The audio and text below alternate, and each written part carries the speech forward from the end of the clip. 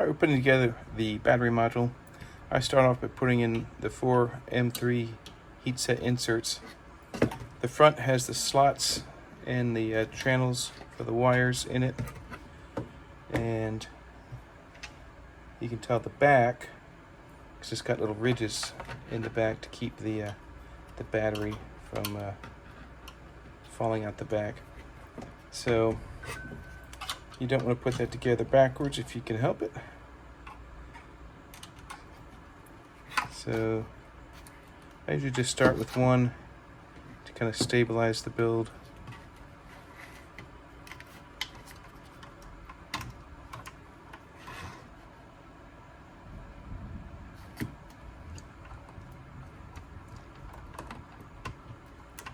Alright, that's it. And then another M310. If you're having troubles with this, what I like to do is just grab some needle nose pliers, kind of hold the screw in space, get your tool in it, guide it to the hole.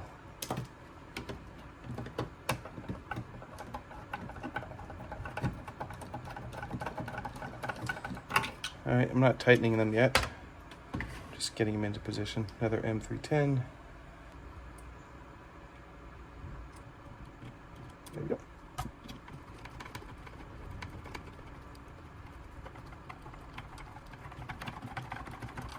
Alright, and so a total of 4 of M310s to do this.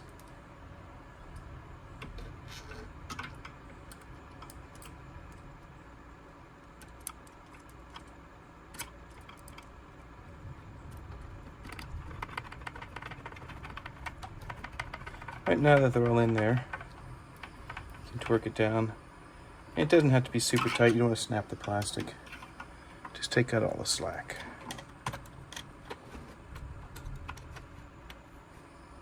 I know it's shadowy.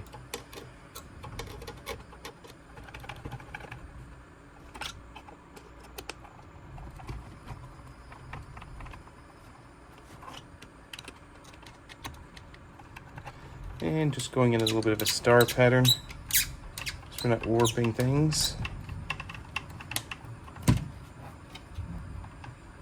And now we'll just make sure that all of them are flush.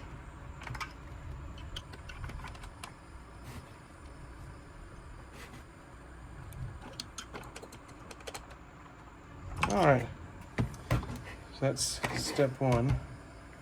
Let's put the voltage meters on. And before you mount the voltage meters, it behooves you to make sure that they're calibrated. So you can do this with a known voltage off a battery. In this case, I'm just going to take my benchtop power supply and set it to 5 volts, or any voltage you're going to use. You adjust the voltage in the meter by turning the small screw on the back of the voltage meter until it reads the right value. Alright, so that's 4.995 volts. That looks like it's pretty good. This is just really a gross error check more than anything. So that one's good. And if you'll notice, when I did this, the wires are on the bottom of the voltage meter.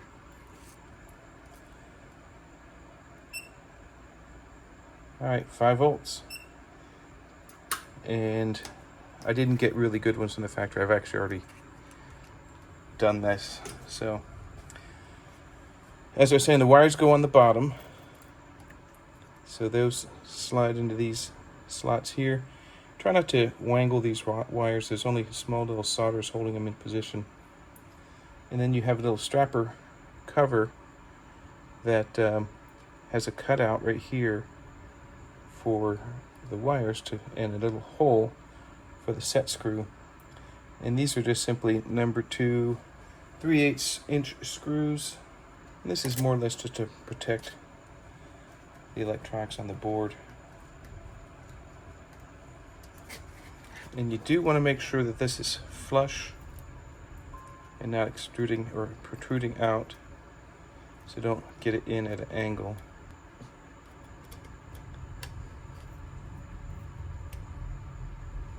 Be careful of your wires.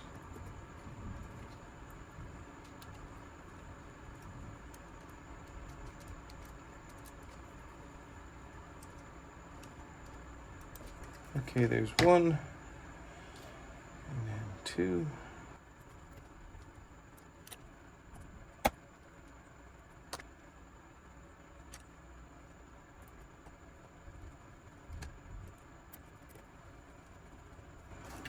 And again, make sure it's not sticking out,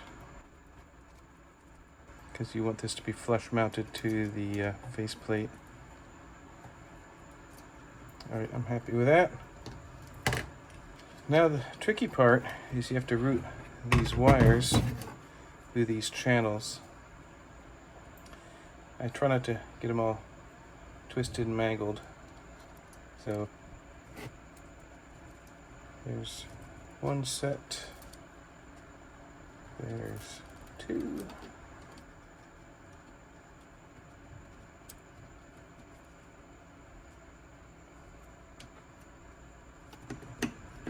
All right.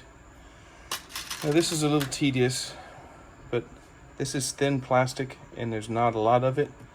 So instead of using a few screws, I used an overabundance of them to make sure that the loads were being handled. Oops. So these are M3 15s, not 10s. Sorry about that.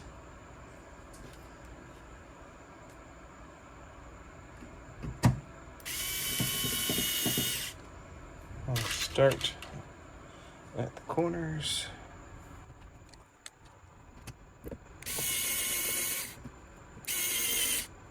And I just want to kind of tack it down, because when I printed it, it actually came up and I may have taken off the bed too soon because it's a little warped to it, but this will keep it in position with all these screws.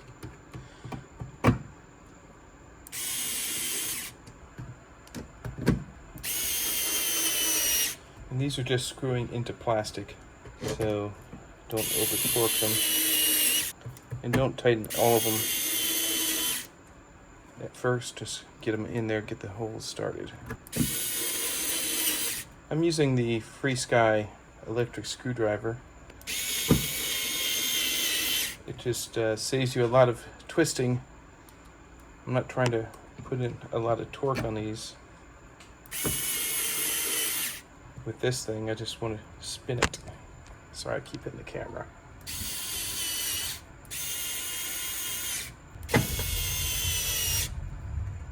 Almost there.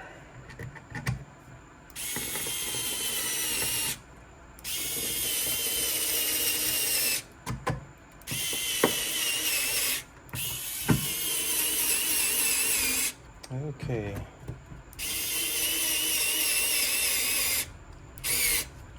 So I'm going to work from the middle out, tightening it. And again, don't smash it, because the plastic's thin and it's going into plastic. Just snug it up. So in putting it together, make sure none of these wires are captured or pinching outside of their channels.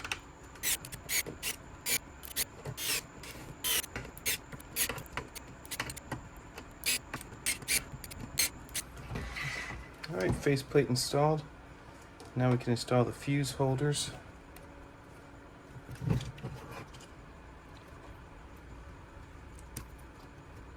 You can print this either way, but you'll need supports in these, in either one side or the other, depending on which you find easier. There we go. These go in with 3/8 inch number 4 screws.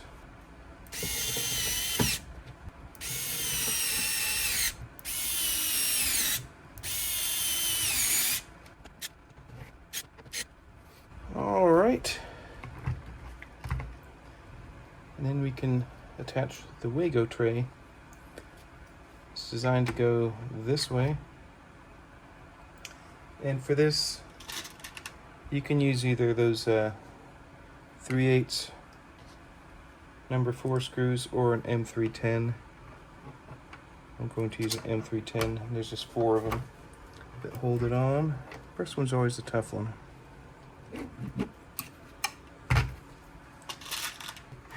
And then one to align it.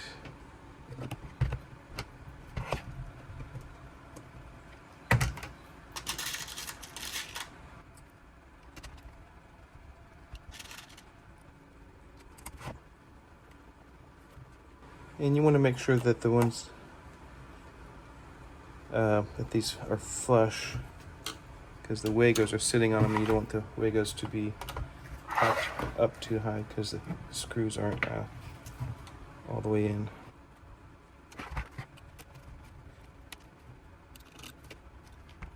All right, so the front two are the 615 or 613s. These babies are designed to handle up to 10 gauge wire, and what I'm doing is positive and not minus for each of the batteries, and I'm going to take the outputs of the batteries.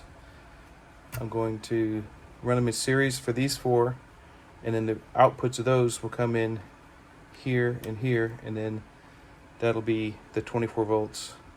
It'll go to that bus. Same thing, except I don't have to parallel or series them first. I'll just parallel them. So 1 battery, 2 battery plus, 1 battery, 2 battery minus, and the outputs will go to the 12 volt bus, and then 2 of these will go over here to the 5 volt bus, is the plan. So more Wagos.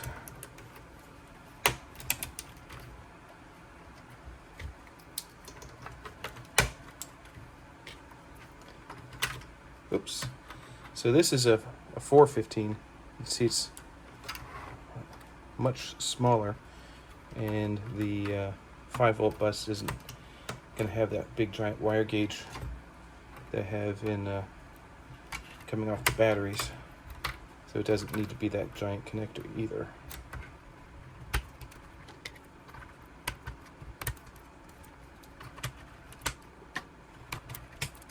All right, so our next task is to mount our battery plugs, and these are XT90 panel mount connectors, and I picked XT90. Oddly enough, I don't have any XT90 batteries. If you do, good for you. If not, then you'll have some adapters to go between the two. But since you could panel mount these, I picked this as the beefiest panel mount connector I could find, so my wires are not flying around space as they were in my previous build. Is trouble.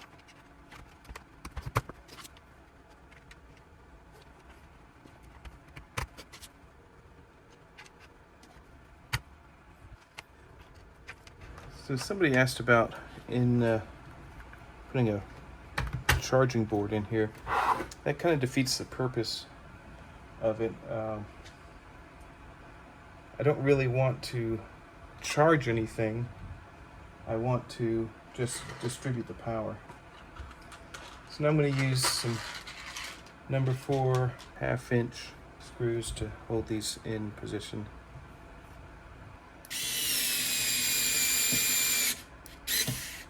And I'm not smashing the wires behind it. It's just kind of sitting there in space. Normally I wouldn't even show this, or I just leave it horizontal. I just wanted to show you what it looked like.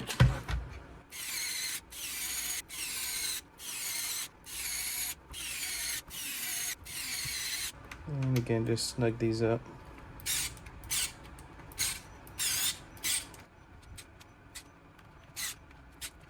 Alright, and there you have it, the basic assembly of the battery module, 12 volt and 24 volt with fusing. And then once you get it, you can mix the power. You put the batteries in parallel in series, then you have a 12 and a 24 volt bus, and then a 5 volt bus. These holes here are to corral the wires as they go to other places on the droid.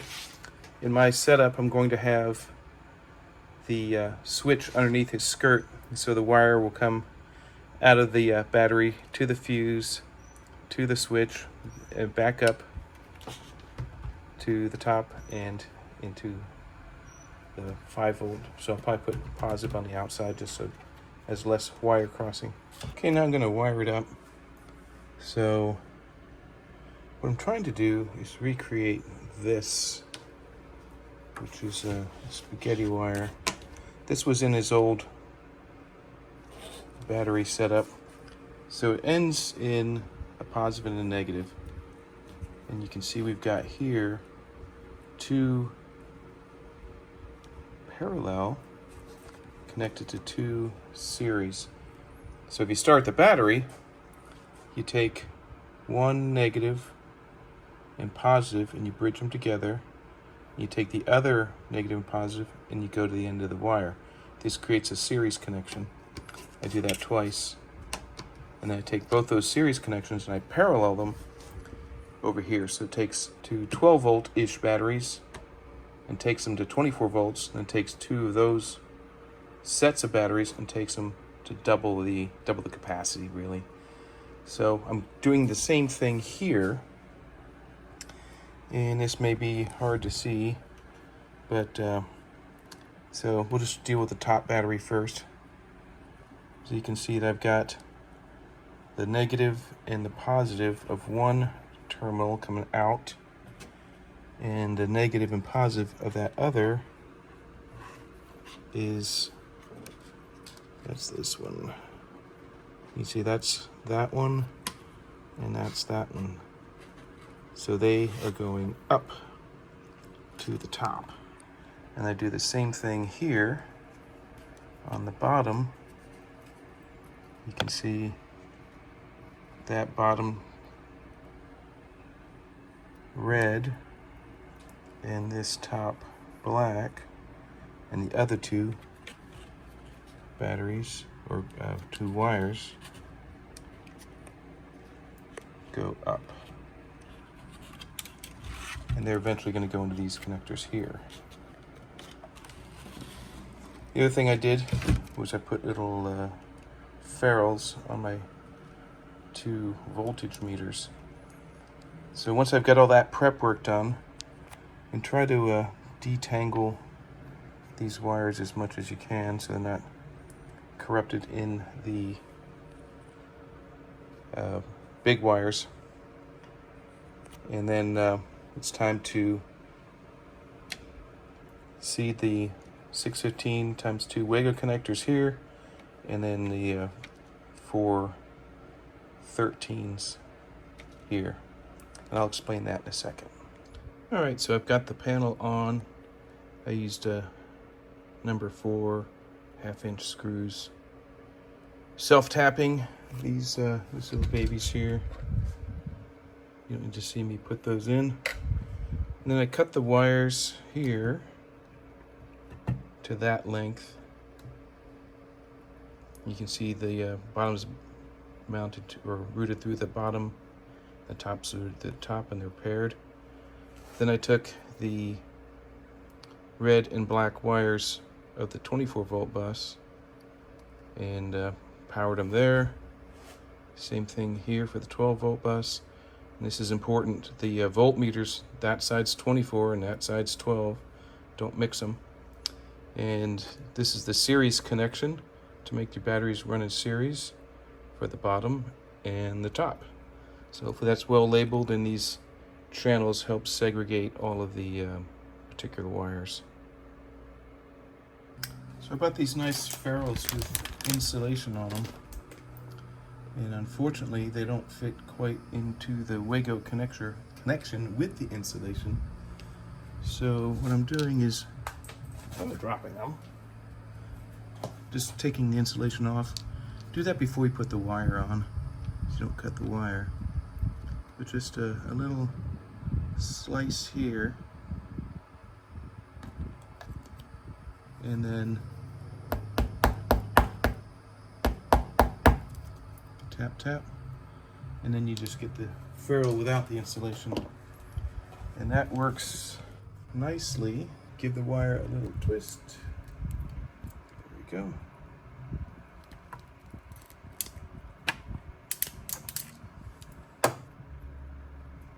And again.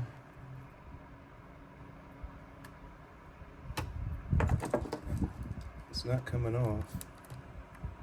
It's just a matter of having a little extra insulation exposed, so I'll just make sure that's deep in the Wago connector so that it covers that up, and that will be fine.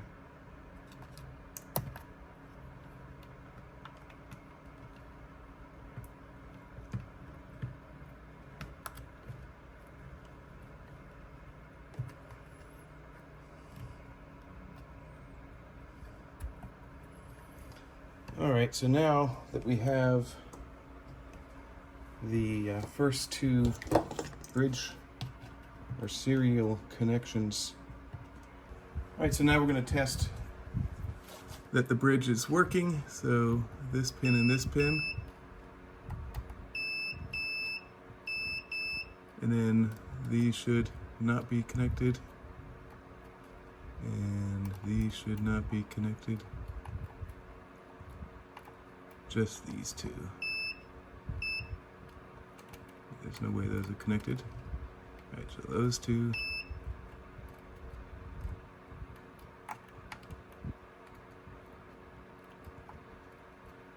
And I always like to double check this and triple check and quadruple check and then check it one more time. So the thing we want to do next is make sure that the bright wires, well, it doesn't really matter because we're going to peg the reds with the reds and the blacks with the blacks is what we're going to do next. And we'll double check all of that, but we're going to do the same thing here and the same thing here.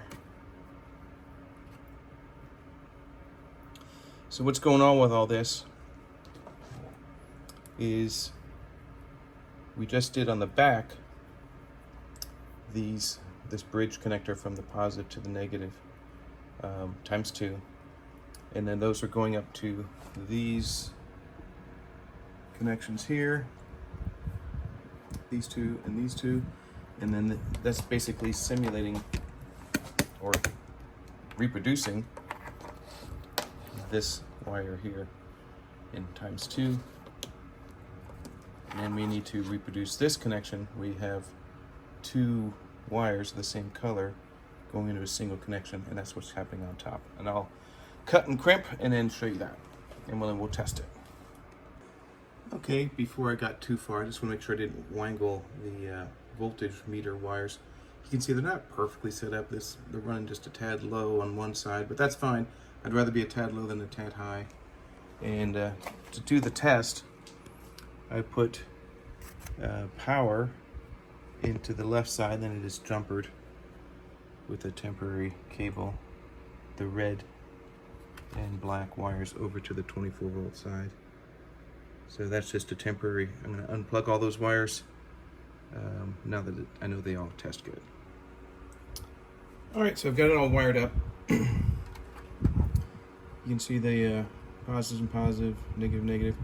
I did add a couple extra wires just for testing. These don't go here regularly. I just took a positive and negative, and I routed them to where the voltage meters can see the voltage. So that way we'll know when there's power on the unit. These will be, those voltage meters will be on the other side of the switch once things are finished. And that's just for, again, for testing purposes. These wires do not belong here, these thin wires. So it's important to understand what you've got going on. So when you're finished, you're going to have these at least sitting in here.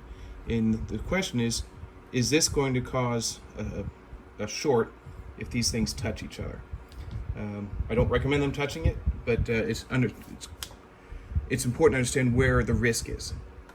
So the way we have it wired, if you remember back with our model here, we got the bridged connections, which are series, and you've got the parallel connections. So the bridge or the series is in the back here, those wires bridging, and the front are these connections here on top. So how do we know that we've got it right? So if we connect, if we check this, see that's this X or this slant from here to here, those are the bridge connections or the parallel connections in the back, and the same thing should be here. So you want to make sure, I don't know if it's important, but I think it was, that you have the exact same wires on the top and the bottom. And then you'll see that this negative and negative, they don't connect. This negative and negative don't connect. That's because there's the bridge here and here. So these don't connect, these don't connect. None of these connect across. They only connect in a diagonal here, and even the other terminals here. The only two that connect are the diagonals. So those don't connect, those don't connect. So only these are connected in this state. Same thing up here, and just testing all that.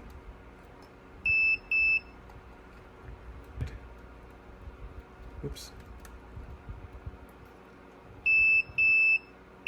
Oh, the reason it's working like this is because this is a different connection. There's no series in the back.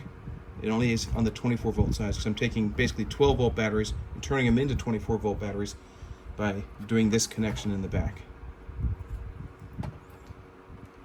So this, ground is ground, and positive is positive. Actually, it's positive, negative, and they don't cross play.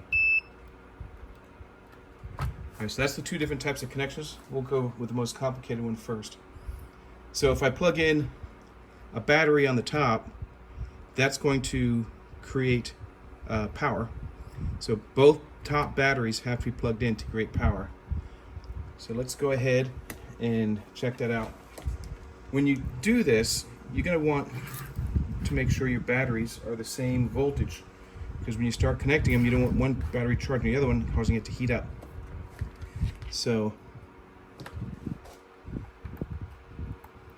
we'll plug that in. Remember that until I plug the second battery in, I don't get a completed circuit.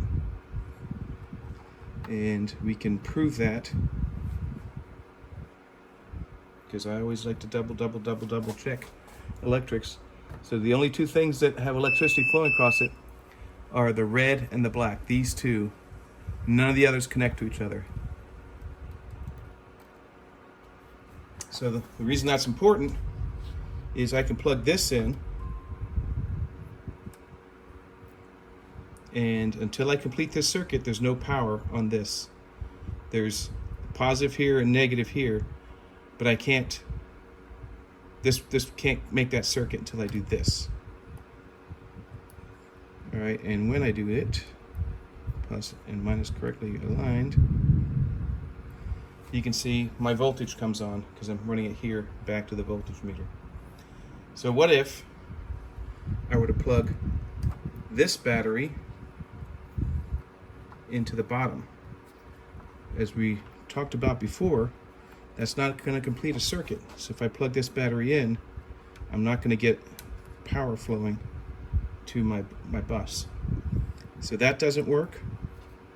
And conversely, I guess I didn't need it, I could have moved it over. This doesn't work. So what does that tell you?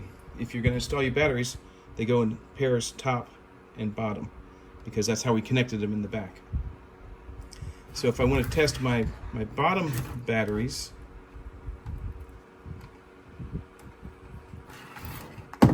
or my bottom wiring.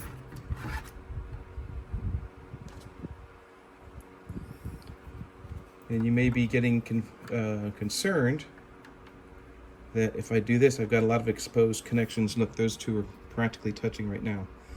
I'm not going to plug it in like this, but if we were and complete that circuit, only this top negative and that would complete. They're only charged. These other two are basically disconnected because they're not plugged into anything. But I don't want to even take a risk of doing that. So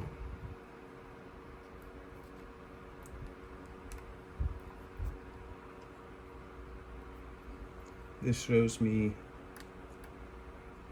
there's my 22.8 volts. So you can see they're plugged in correctly.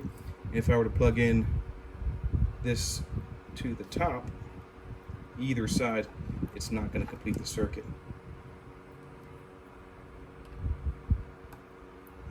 Nothing. And nothing.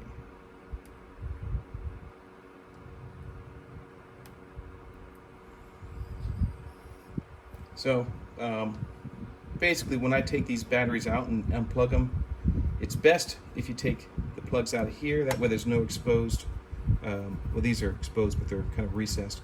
This is the safest way to take that battery out. And then once it's out, you can remove the Dean's connector. So I would do this if I was installing or uninstalling the batteries from the Droid. So now let's check out the 12 volt side. And these batteries are now in this stack here. So as I was saying, we'll plug the batteries into the adapters into the batteries as such. It doesn't matter which one goes where. It doesn't care. But here's the interesting thing. As soon as I plug one in, I've got voltage. And the reason is that these are connected just in parallel. So either bus is always hot.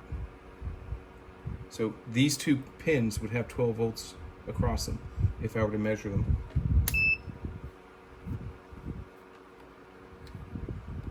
As such. And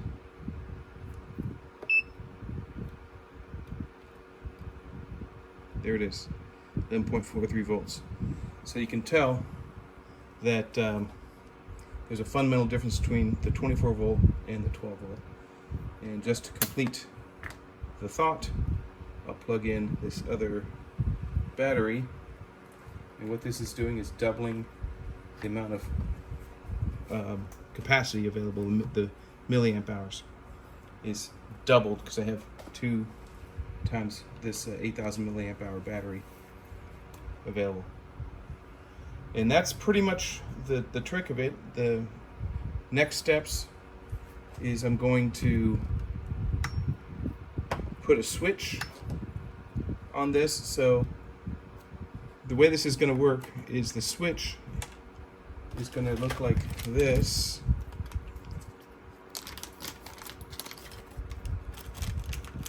This is a 30 amp switch with a guard on it.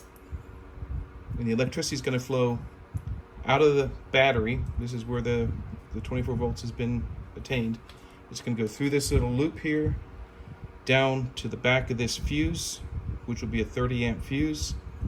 Then, so basically it's going to go down to this, into a hole here, get the 30 amp fuse. Then I'm going to get to the switch, go across the switch with the red wire, and then back up and then put it here.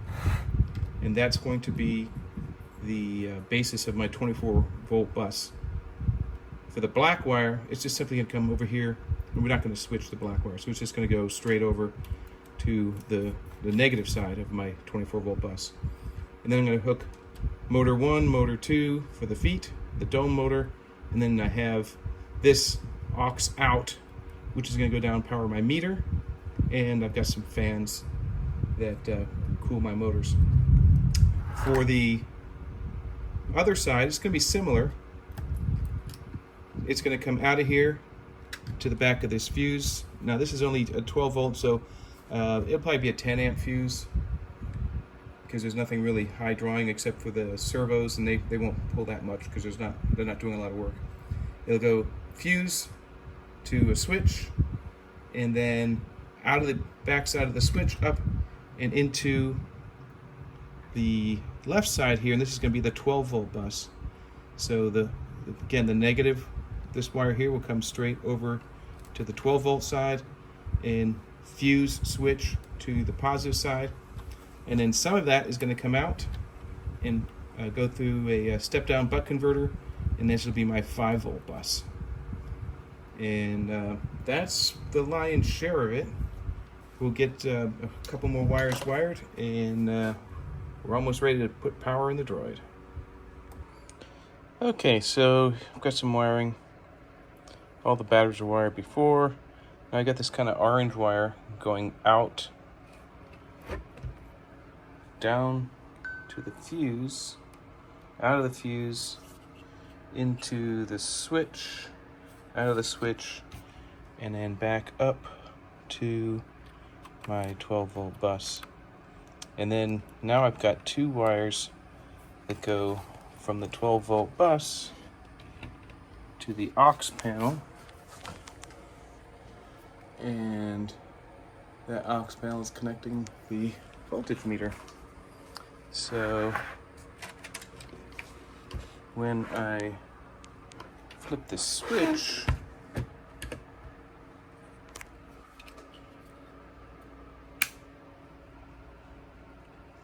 then we have power to that bus. The interesting thing to know, so now this is off. You think your droid is off. Well, it's not. It's just not powered. If we take our handy dandy meter and we plug it in to these 2 pins, you can see I got 12 volts on these wires. Even though it's not going anywhere, you're really not in a safe condition until the batteries are unplugged. So even though that 12 volts isn't going beyond this bus, it's not making it to this bus, so shouldn't be making it out to the droid. There's power on these pins, and it's hot if there's batteries plugged in. This one is, as we discussed, a little different because of the way it's wired. You actually have to have 2 of the same batteries plugged in, or if you have 2 of the same plugged in, then you get pins here that get hot. So just be sure you understand where the electricity is in the droid. This one is not plugged in yet because I haven't tested that side. I just wanted to show you it's identical in from here on out. So why am I wiring it like this?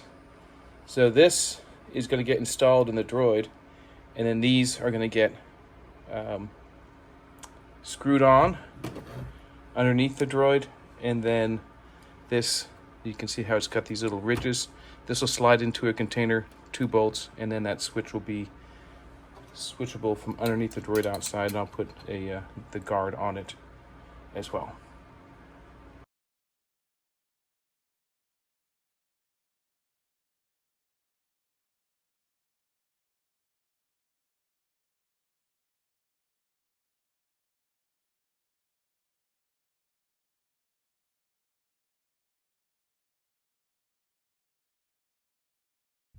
All right, so here's more or less the final wiring. We've got the 24 volt bus, the 12 volt bus.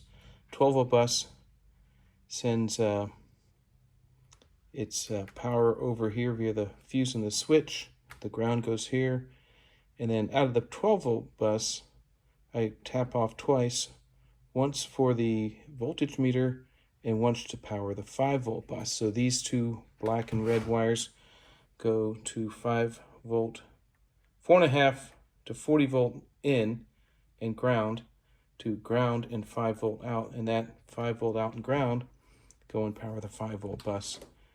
So that is more or less all of the buses powered.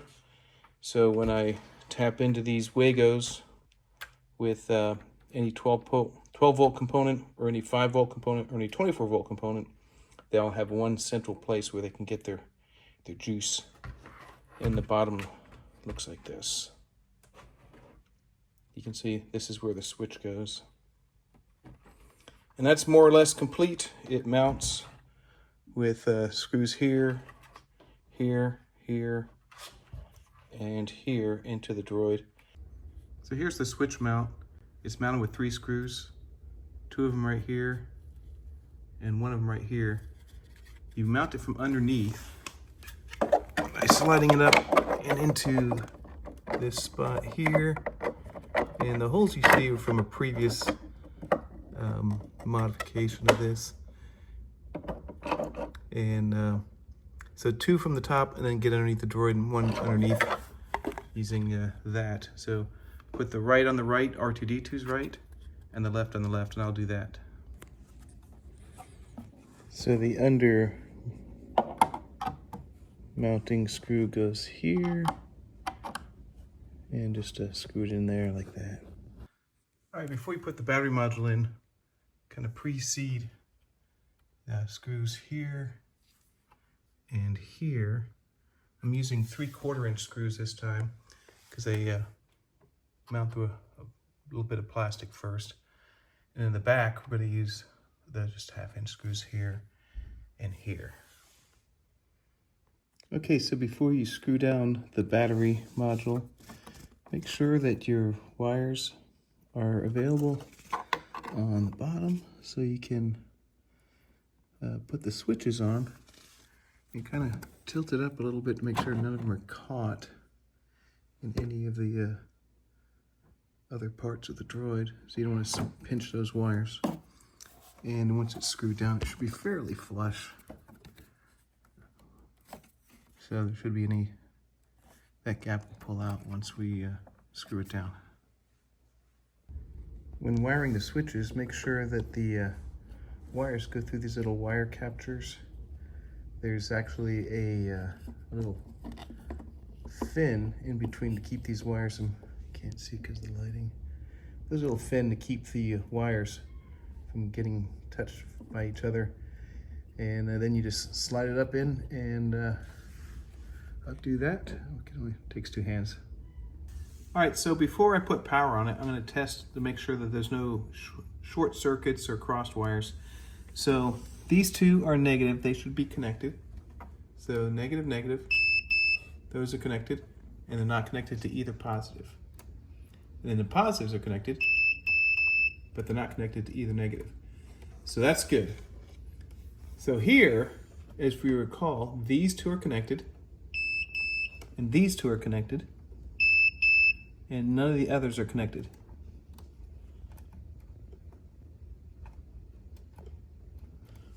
All right, so that all works. So now it's time to put batteries in. So I'm going to put a battery in the bottom and plug it in. And if you recall from earlier in the video, just plugging the battery in makes these 2 hot. But we can also measure the voltage. So if I go here, I can put the meters on here, and I can see that I've got 11.55 volts, even though my droid is turned off. But if I turn them on by flipping under here and flipping the switch, 11.5 volts. So that's exactly as I expected. Now for next door, let's plug in a battery here, and we'll see that these are not connected to anything. Oops, let me go back to continuity. These are not connected. These are not connected. Well, actually that's positive, positive. That should be connected because now they have the battery in there. And then negative, negative, actually negative. That's always true, the diagonals. So if I turn it on now, I shouldn't get any power because I need 2 batteries to complete that circuit. So So I'll put a second battery in and plug it in. And now I should give power. 23.1. All right, so that's working. The last thing to check is the lower battery circuit. There we go. I'll just plug this in the lower one. Plug this in the lower one. And now when I turn it on, it should also work. There we go. All right, so now I'm happy that everything's working. We have the 12 volt system running in parallel here.